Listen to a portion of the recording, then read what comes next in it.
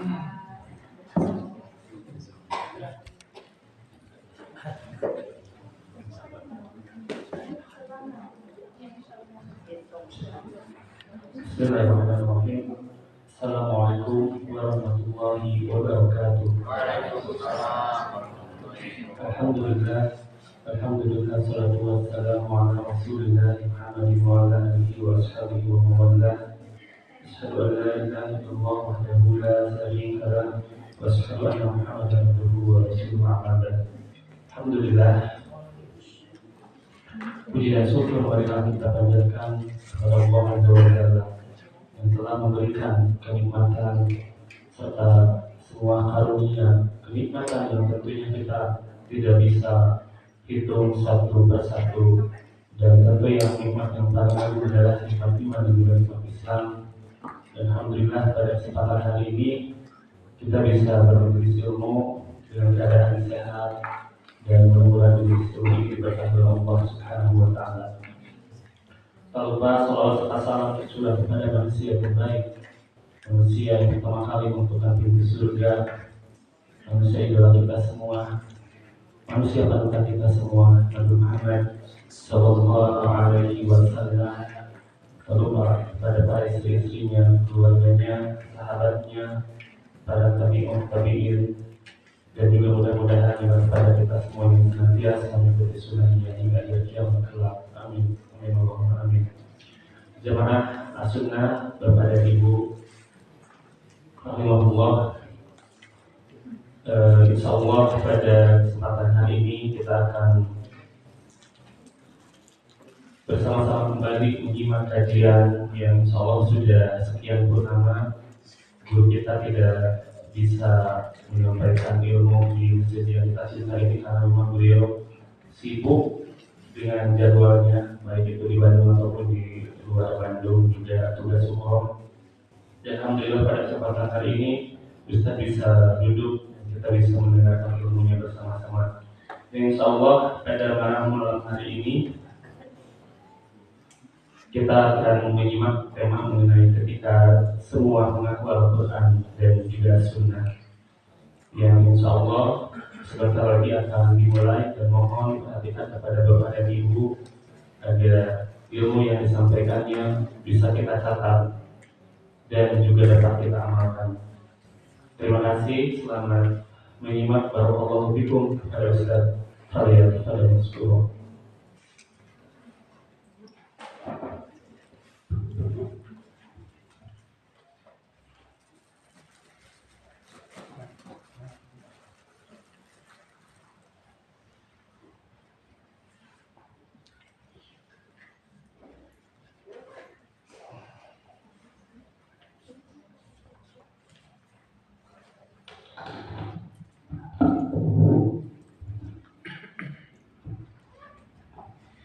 Bismillahirrahmanirrahim.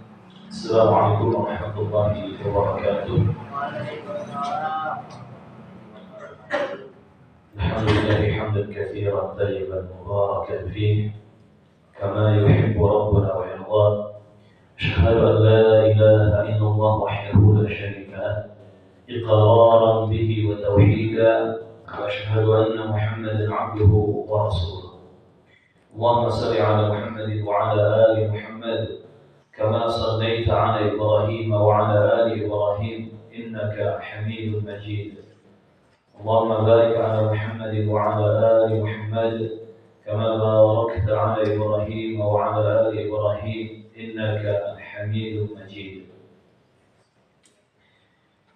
أما بعد, segala puji bagi Allah Subhanahu wa taala yang telah mengkaruniakan nikmat iman dan Islam. Segala puji bagi Allah Subhanahu wa taala yang telah melimpahkan banyak kenikmatan kepada kita, lahiriahnya ataupun batiniahnya. Segala puji bagi Allah Subhanahu wa taala yang sepanjang siang menunggu hamba-hambanya untuk bertobat, dan juga sepanjang malam menunggu hamba-hambanya untuk bertobat. Maka semoga Allah Subhanahu wa taala memasukkan kita ke dalam golongan hamba-hamba yang diampuni oleh Allah Subhanahu wa taala, baik dosa-dosa kecilnya ataupun dosa-dosa besarnya. Allahumma amin. Pembahasan kita di malam hari yang insya Allah berberkah di tempat yang mulia ini, di Masjid As-Sunnah Lembang. Kita akan membahas tentang siapa sebenarnya golongan umat Islam yang betul-betul berada di atas Al-Quran dan As-Sunnah, yang betul-betul jujur berada di atas Al-Quran dan Al-Hadis. Karena hampir semua golongan dan kelompok di tengah-tengah kaum muslimin, mereka mengaku berada di atas Al-Quran dan As-Sunnah. Ada sebuah pepatah di kalangan orang Arab yang ini tepat jika ditujukan kepada orang-orang yang hanya mengklaim dirinya di atas Quran dan Sunnah, namun Al-Quran dan As-Sunnah ternyata berlepas diri dari mereka. Disebutkan dalam pepatah berbahasa Arab tersebut, kullun yadda'i waslan bilayla. Setiap laki-laki mengklaim, mengaku bahwa dia punya hubungan yang spesial dengan wanita yang bernama Laila. Walakin Laila la tuqirru bidzaka. Tetapi Laila tidak menyetujui pengakuan tersebut, tidak membenarkan klaim-klaim atau pengakuan-pengakuan tersebut. Seperti inilah kondisi dan keadaan kelompok-kelompok umat Islam. Masing-masing mengklaim Al-Quran dan Sunnah, berada di atas Al-Quran dan As-Sunnah, berada di atas Al-Quran dan Al-Hadis. Namun ternyata Al-Quran dan As-Sunnah berlepas diri dari mereka. Karena ternyata pemahaman mereka, prinsip mereka, pola pikir mereka, keimanan mereka, karakter mereka, amalan, perilaku, dan sikap mereka justru bertentangan dengan apa yang ada di dalam Al-Quran dan As-Sunnah. Ibarat tadi, sekian banyak laki-laki mengaku saya punya hubungan spesial dengan si Laila, wanita yang cantik jelita. Yang ini mengaku demikian, yang itu mengaku demikian. Semua mengaku, tetapi Laila tidak membenarkan. Tetapi Laila justru mengingkarinya. Maka jamaah rahimani wa rahimakumullah, dalam beragama Islam dan memegang sumber Islam yang mulia yaitu Al-Quran dan As-Sunnah, Al-Quran dan Al-Hadis, tidak bisa hanya sekadar klaim dan pengakuan saja, tetapi harus dibuktikan dia mengikuti Al-Quran dan As-Sunnah ala fahmi man, di atas pemahaman siapa, ala minhaji man, di atas jalannya siapa. Karena kalau hanya mengaku ikut Quran Sunnah, kami berpegang teguh kepada Quran Sunnah, semua kelompok bisa, semua orang bisa. Tetapi ketika harus dibuktikan mengikuti Quran dan Sunnah dengan pemahaman yang benar, nah ini tidak semua kelompok lulus dalam ujian ini. Tidak semua golongan bisa membuktikan bahwa mereka betul-betul mengikuti Al-Quran dan As-Sunnah dengan pemahaman yang benar. Maka disinilah perbedaan yang menonjol yang dimiliki oleh Ahlus Sunnah wal Jamaah dibandingkan dengan kelompok-kelompok dan golongan-golongan yang lainnya. Ahlus Sunnah wal Jamaah yang disebut dengan firqah Najiyah kelompok yang selamat, ta'ifah mansurah, golongan yang ditolong oleh Allah Azza wa Jalla. Yang disebut dengan al-jamaah itu sendiri pemegang kebenaran. Yang disebut dengan as-sawadul a'zam, kelompok umat Nabi Muhammad yang bersatu di atas kebenaran. Ahlussunnah wal Jamaah, mereka berada di atas Al-Quran dan As-Sunnah, memegang Al-Quran dan Al-Hadith ala fahmi sahabah, ala fahmi as-salafis salih, dengan pemahaman para sahabat Nabi radhiyallahu anhu, dengan pemahaman as-salaf as-salih, orang-orang saleh terdahulu dari kalangan sahabat Nabi, dari kalangan tabi'in, dan dari kalangan tabi'ut tabi'in radhiyallahu anhum wa rahimahum jami'an. Berbeda dengan kelompok-kelompok selain dari Ahlussunnah wal Jamaah. Mereka semua mengklaim berada di atas Al-Quran dan As-Sunnah, tetapi dengan pemahaman bukan pemahamannya as-salafus salih, bukan pemahamannya para sahabat Nabi radhiyallahu anhu. Nah, karena Ahlussunnah wal Jamaah ini memegang Al-Quran dan As-Sunnah dengan pemahaman as-salaf as-salih, pendahulu yang saleh, generasi sahabat, generasi tabi'in, generasi tabi'ut tabi'in, maka mereka juga disebut salafiyun. Salafiyun atau salafi, orang yang mengikuti pendahulu mereka, orang-orang yang mengikuti pendahulu mereka yang saleh. Sehingga selain Ahlussunnah wal Jamaah biasanya tidak mau disebut salafiyun, karena mereka selain Ahlussunnah wal Jamaah hanya memegang Al-Quran dan As-Sunnah saja. Pemahamannya kembali kepada pemahaman masing-masing mereka. Ada yang dengan pemahaman guru-gurunya, ada yang dengan pemahaman tokoh-tokohnya, ada yang dengan pemahaman sesepuhnya, bahkan ada yang dengan pemahaman kakek nenek moyang mereka yang justru jauh dari syariat Islam. Namun semua mengaku ala sunnah, ala Quran dan sunnah, di atas Al-Quran dan sunnah, di atas warisan agama Nabi Muhammad, di atas warisan ilmu Nabi Muhammad SAW. Tetapi pemahamannya pemahaman masing-masing. Dan ini yang menyebabkan terjadinya perpecahan di tengah-tengah umat Islam. Logikanya sangat simpel, jamaah rahimahumullah. Jika semua umat Islam, jika semua kelompok kaum muslimin yang ada memiliki prinsip yang satu, memegang Quran dan Sunnah dengan pemahaman para sahabat Nabi, maka pasti semua akan bersatu. Dengan sendirinya semua akan bersatu. Baik Ahlussunnah yang ada di Arab Saudi, di Suriah, di Palestina, di Amerika, di Inggris, di Belanda, sampai di Indonesia, di Asia Tenggara, sama semua. Ahlussunnah yang ada di Lembang, yang ada di Bandung Selatan, yang ada di Purwakarta, di Jakarta, di Jawa Tengah, Jawa Timur, dan semuanya, mereka akan bersatu. Kenapa? Karena prinsipnya sama.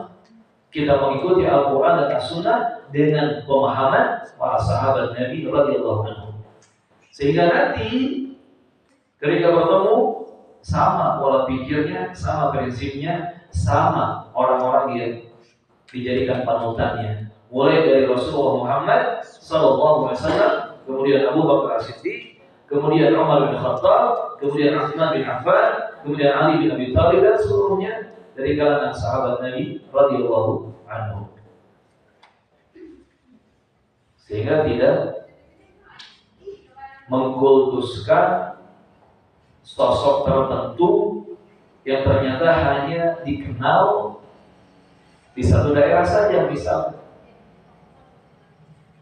oh kami mah pemahamannya pemahaman wali fulan misalnya, atau kiai fulan. Yang ternyata wali atau kiai tersebut tidak dikenal di Timur Tengah, tidak dikenal di Amerika atau di Eropa, bahkan di tetangga kecamatan saja belum tentu dikenal.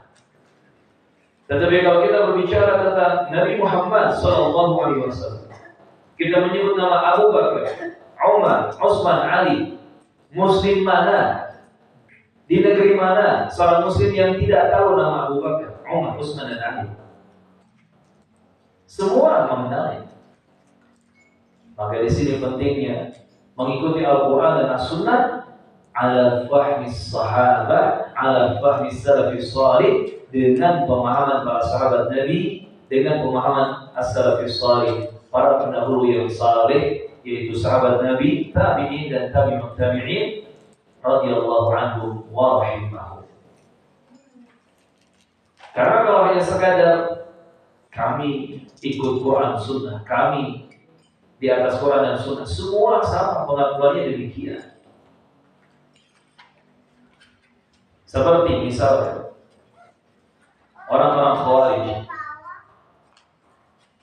mereka mengaku mengikuti Quran dan Sunnah, tapi mereka menafsirkan Quran dan Sunnah dengan penafsiran sendiri tanpa pemahaman sahabat Nabi radhiyallahu anhu. Akhirnya apa? Mereka jatuh ke dalam kesalahan mengkafirkan kaum muslimin, mengkafirkan saudara mereka sendiri. Disebutkan dalam riwayat Al-Bukhari, Abdullah bin Umar radhiyallahu anhu mengatakan tentang orang-orang Khawarij, intalaqu ila ayat nazalat fil kuffar faj'aluha 'ala al-mu'minin. Mereka orang-orang Khawarij itu mengambil ayat-ayat yang turun tentang orang-orang kafir, yang berkaitan dengan orang-orang kafir, lalu mereka tujukan ayat-ayat tersebut kepada mukminin, sehingga mereka mengkafir-kafirkan kaum muslimin.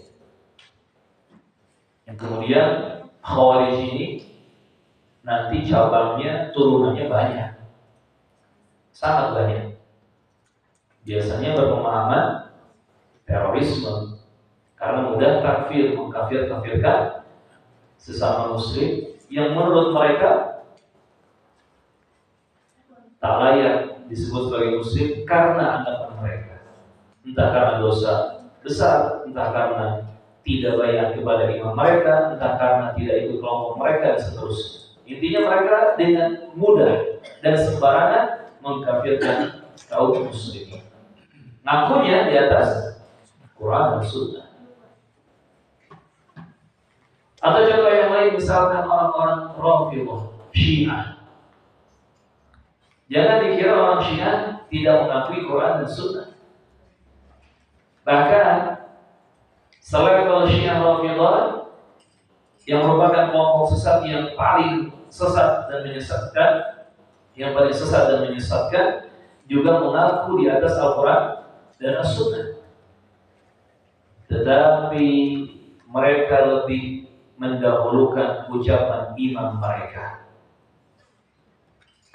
Mereka mengakui, ya kami ikut Quran dan Sunnah, namun ucapan imam-imam kami, khususnya imam yang 12 kata mereka, itu harus lebih didahulukan. Sehingga memahami Quran dan Sunnah menurut pemahaman imam-imam mereka. Yang akhirnya mereka menolak hadis-hadis yang sahih. Jika hadis-hadis sahih itu bertentangan dengan akidah dan prinsip agama mereka. Tapi lihat, ngakunya mengikuti Al-Quran dan As-Sunnah. Begitupun dengan Mu'tazilah. Yang ketiga, Mu'tazilah. Mu'tazilah juga mengaku ikut Quran dan Sunnah, mengaku ikut Quran dan Sunnah. Namun karena mereka tidak memahami Quran dan Sunnah dengan pemahaman sahabat Nabi, akhirnya mereka menolak hadis-hadis yang menurut mereka harus ditolak karena tidak masuk akal. Karena kebanyakan Mu'tazilah itu aqlaniyun, menuhankan akal, mendahulukan logika akal. Hadis sesahih apapun kalau gak masuk akal ditolak. Sehingga mereka menolak hadis-hadis ahad, hadis yang periwayatannya hanya satu jalur, walaupun sahih mereka tolak. Seperti hadis Dajjal, seperti hadis turunnya Nabi Isa di akhir zaman. Dengan alasan apa? Ghair ma'qul, gak masuk akal, gak logis, gak bisa dicerna oleh akal. Tapi mereka mengaku, mengklaim mengikuti Al-Quran dan As-Sunnah. Begitupun dengan kelompok-kelompok yang lainnya, seperti kelompok-kelompok ahli bid'ah yang disebut dengan Quraniyun misalnya, yang hanya mencukupkan dengan Al-Quran saja, menolak hadis-hadis Nabi. Mereka mengklaim di atas Al-Quran, tetapi hadis mereka tolak. Kenapa? Karena Al-Quran sudah sempurna katanya, tidak butuh hadis. Padahal kewajiban mengikuti hadis Nabi, kewajiban mengikuti sunnah Rasulullah SAW itu disebutkan perintahnya dalam Al-Quran. Di surah Al-Hasyr ayat ke-7, Allah Subhanahu wa taala menegaskan, "Wa ma ataakumur rasul fakhudhuhu wa ma nahakum anhu fantahu." Apa-apa yang Rasulullah Muhammad bawa ke tengah-tengah kalian, datang dengannya di tengah-tengah kalian, ambil itu semua dari Nabi Muhammad SAW. Dan apa-apa yang beliau larangkan atas kalian, jauhi, tinggalkan. Ini kan hadis.